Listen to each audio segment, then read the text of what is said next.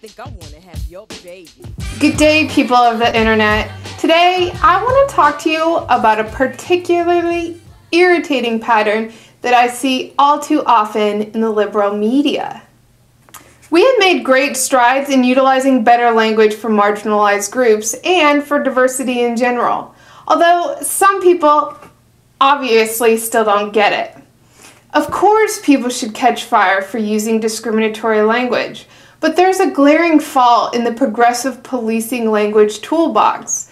One logical fallacy I repeatedly see is the false equivalence of mental illness with right-wing ideology, used to denigrate right-wingers.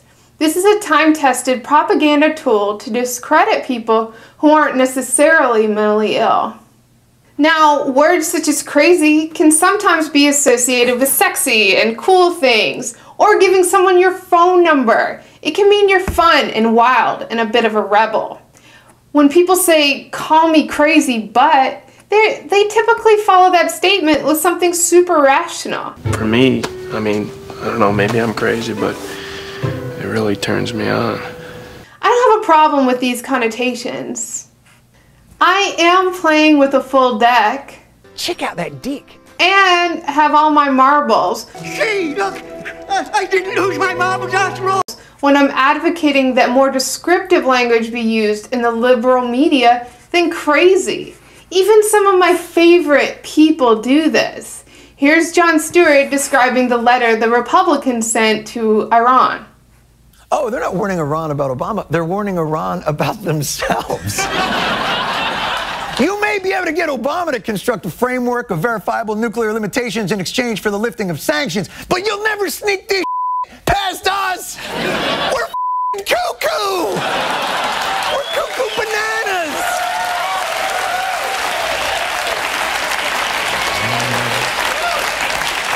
We're the world's most deliberative body, and yet we're nuts.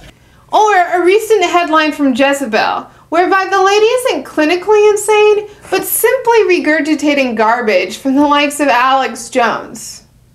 I'm tired of the progressive media conflating negative stereotypes of mental illness with the long-term, methodical, and strategic right-wing misinformation campaigns that are often racist, anti-science, homophobic, transphobic, anti-poor, xenophobic, and jingoistic.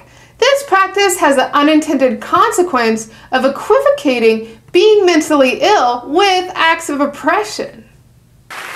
The only way to pull the debate back from the far right is for liberals to elect their own slate of 60 unstable, Looney Tune, mad as a hatter, crazy motherfuckers. No, Bill, it's not fair. It does a disservice and stigmatizes people who are actually mentally ill. Makes them think they can't help themselves, while dismissing the real threat of the long-range hate campaign propagated by right-wingers who are underwritten by the Koch brothers and Fox News. It wasn't that long ago that people equated homosexuality with mental illness, the crazy life. And this was wrong because homosexuality is not something that needs to be medically treated.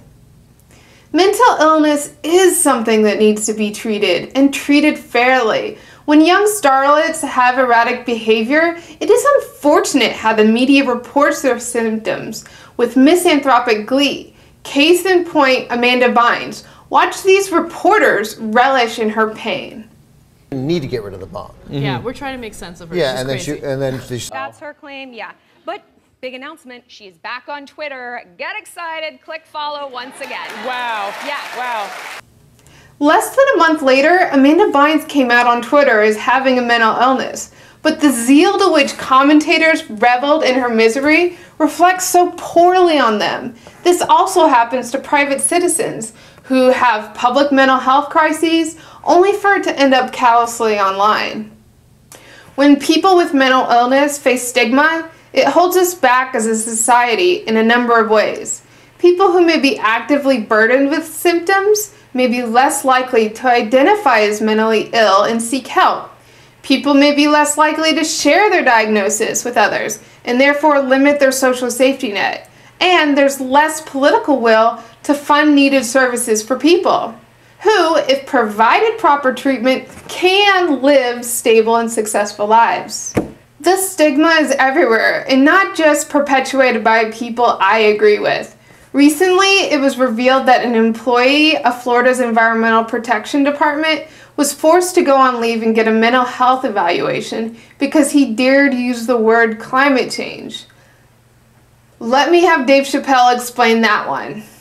The worst thing to call somebody is crazy is dismissive. I don't understand this person, so they're crazy. That's bullshit. Labeling people as crazy doesn't always have bad effects. Where do you think we got vibrators from? In the olden days, people who were mentally ill were locked up in institutions and were often subjected to forced sterilizations, lobotomies, and other so-called medical interventions. World War II pacifists were one of the first people to expose the horrors of those institutions, which successfully led to the deinstitutionalization movement, whereby people with mental health issues were supposed to be cared for in community-based mental health clinics.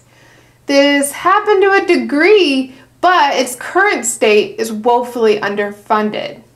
Now, when people are actively in crisis, the all too frequent solution is to call the police, who are often ill-equipped to de-escalate a mental health crisis.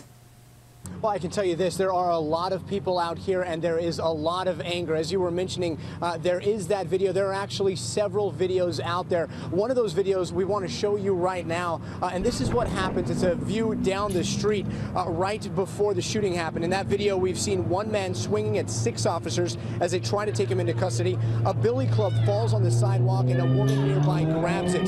That's when 2 officers split off to take her into custody, while another 4 to continue to struggle with the man. The video shows 4 officers trying to hold the man down. Then you hear a taser being fired, and then suddenly there are at least 5 shots at extremely close range. People start yelling and screaming at police as more respond to set up a perimeter around the body. Officers say this started after they responded to a robbery call. Now, there is no word yet on whether police have reviewed those videos, but we have seen several people out here sharing them with each other. Those videos and anger spreading very quickly out here in Skid Row. Reporting live from Skid Row, Gotti Schwartz. Where do people with mental health conditions end up? Well, a lot of them are in jail or prison. According to a 2006 Justice Department study, over half of inmates are mentally ill. A lot of other people with mental illnesses commit suicide. According to NAMI, over 90% of people who commit suicide have been diagnosed with a mental health condition. I can think of a lot of better outcomes for people with mental illness than death by cop, prison, homelessness, or suicide. Part of building a model for effective treatment is combating stigma, so there can be the political will and public empathy to transform our mental health care system. Jon Stewart himself tells us what we need to combat mental health stigma. We need help from the media, and they're hurting us. I too want help from the media to fight stigma. Does that make me crazy? Probably. Thank you and good night.